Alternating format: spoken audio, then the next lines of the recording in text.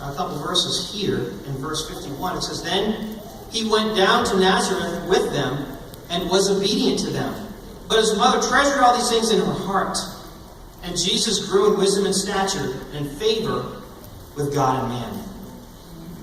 You know, maybe as an example to us, Jesus remained obedient to his parents, even though he was the Son of God, and knew it. Teens, God himself said, "I'm going to obey my parents." He knew what his role was going to be, that he needed to be an obedient teen, that he needed to take a low profile, even as the Son of God, for the next 18 years. The Lord was going to lie low and submit.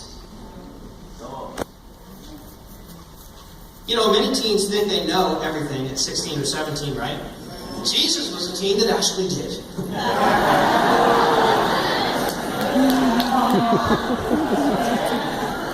How difficult must it have been for him as a teen and a young man, as God in the flesh, to submit to a role of just submission to his parents.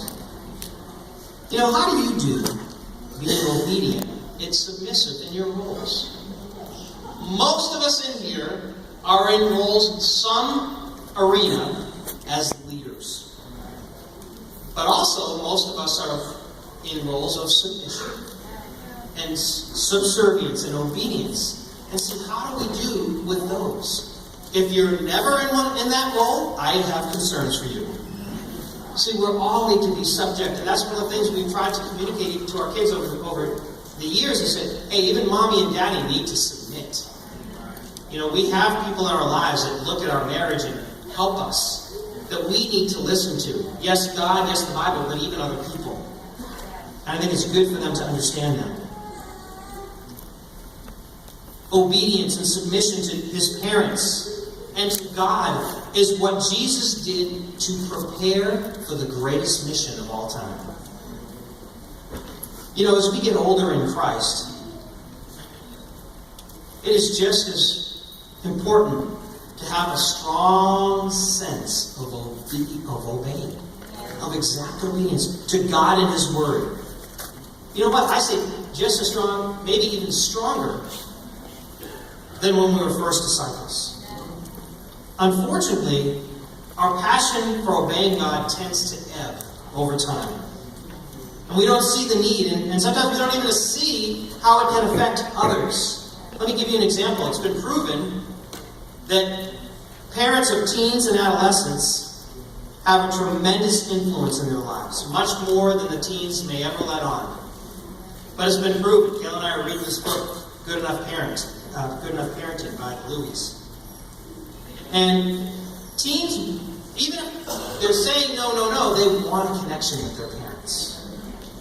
And see, what happens, guys, sometimes is that at the very time that our children need the most influence in spiritual arenas, our spiritual passion is waxing and waning over the years. We're not really as fired up about following God as we used to be. And our kids see this, and it gets internalized. Then we wonder why our kids don't desire to become disciples. I want to close in John chapter 12, so turn with me there to John 12.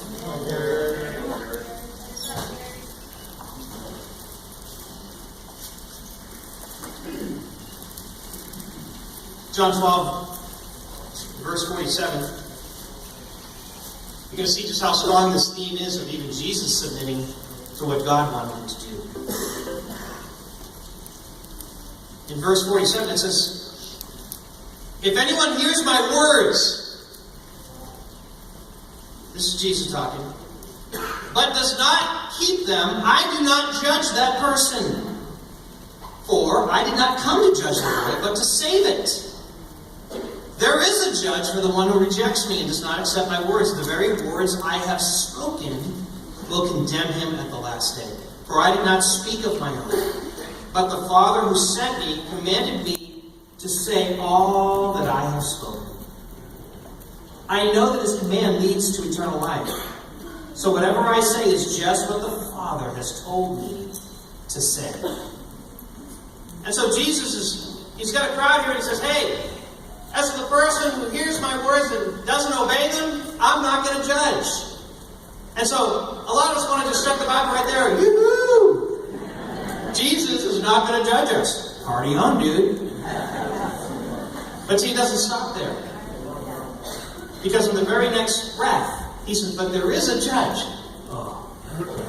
Well, what's the judge going to be? He says, that very word which I spoke. And guess what? We have the words that Jesus spoke. And he says, by the way, I didn't come up with those words myself. And everything that I'm saying, I'm obeying exactly what God told me to say. They're really his words, and I'm just obeying. And it's an example for you. And so, guys, I want to challenge us and really inspire us to embrace a life of obedience. Not a vague, nebulous obedience, but a passionate obedience to God and his words. Because they give us life. And they make us who we are. You know, a good thing to just even think about in our times with God is, where can I obey more? You know, where am I slipping? Where am I cutting myself too much slack where maybe God doesn't? And maybe the other opposite side of that is also true. Where am I being too harsh on myself where God is not? But definitely, guys, we've only read in the New Testament. And there's plenty about obedience. I'm just touching the hem of the garment. But I don't know how we can read those verses and say, yeah, Jesus didn't really care about obedience. It's all about, it's all about your intentions. It's all about if you just love God in your heart. That's not what it says. And so I want us to be a fellowship that really trusts and obey. And that's what we're going to sing right now. So let's stand. We're going to sing Trust and Obey together.